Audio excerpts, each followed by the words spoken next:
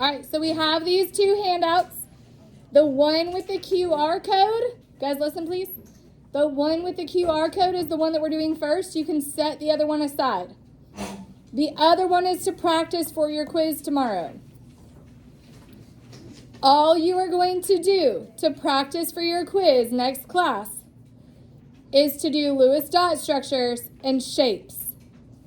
Your lab asks for more than that. This worksheet that says shapes of molecules asks for more than that, but we're not there yet. Does that make sense? So you're only going to do the pieces that you know how to do. You know how to do shape, or you will know how to do shape after today, based on your Lewis dot structure. So you're doing Lewis dot structure first for each one, and then you're going to do the shape based on that. On the back side of that worksheet are polyatomic ions. After the quiz tomorrow, or next class, we'll talk about that. Okay? Questions there? So again, to practice for your quiz. On your lab, you're doing Lewis dot structure and shape. On the second worksheet that says shapes of molecules, you're doing Lewis dot structure and shape. But we need to investigate shape first. So let's take a look at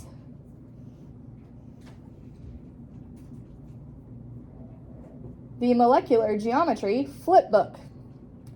Now, I'm going to say flip book in quotations because if you've noticed, I copied it front to back. I did this because it's going to be easier to turn it in with your classwork packet. This is definitely getting turned in with your classwork packet. So you're going to have this as a resource page to go through shape.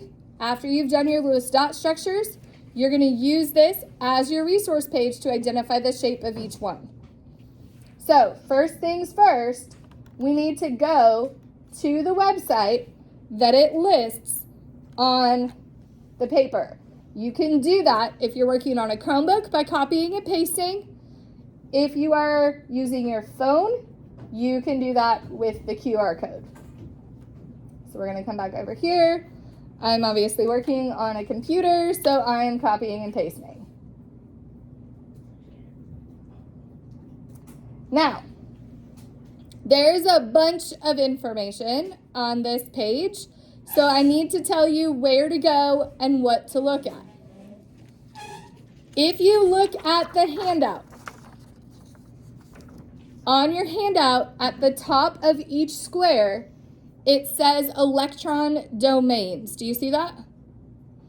And then it gives you a number. How many domains are we working with? What this means is that a domain is either a bonded pair, so a line, or a lone pair. So 2 dots. Does that make sense? So again, a domain is either a line representing a pair, a bonded pair, or 2 dots representing a lone pair. The dots that we care about, the lone pairs that we care about, bless you, are on the central atom only. On which atom? The central atom only. For example, we all know that fluorine and every other halogen has all 3 pairs around it every single time. But they're not in the middle. So yes, they're there. Yes, we diagram them, but they're not the ones that we care about when we're talking about domains. Does that make sense where you're going to be looking on your Lewis dot structure? Another way to think about it is how many branches does your central atom have? And how many lone pairs does your central atom have? So basically, it's all dependent on how things are structured around that central atom. Questions there? So we're going to scroll to where it takes us.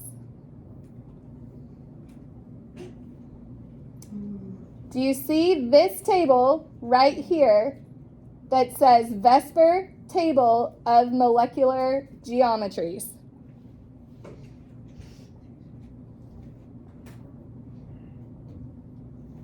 Do we see that? This is the table where you are going to live today. Now, electron domains are given to you on your worksheet, but those are not the first column. It's this column that you're looking at to match the shapes. It's the third one right here. Then, from there, let's look at the very first box. The very first box says that we have 2 electron domains. And so we're going to go to the very first one with 2 electron domains. Oh, look, turns out there's only one. So then we're going to fill in the missing information. I go over here to bonded electron pairs, which essentially means how many branches do you have, or how many bonded atoms do you have? So how many would we say? What does the top of that table say? What number is there? 2. And then for this particular one, how many lone pairs on the central atom do we have? 0. So we're going to fill in that information. That is your bonded atom blank and your lone pairs blank. Then we come over here to where it says shape. All the way down at the bottom, you have a blank that says shape. Does that make sense on your square? So what shape does this one tell us it is? Linear. So we're going to write linear on that one.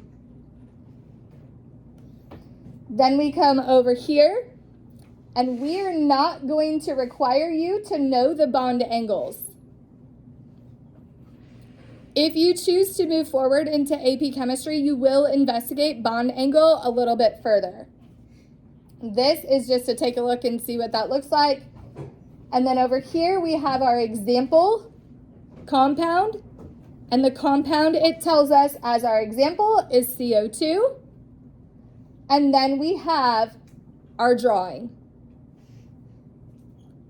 So you have space to draw, and you have the line to put your example compound. Does that make sense where you're pulling each piece of information from? Questions there?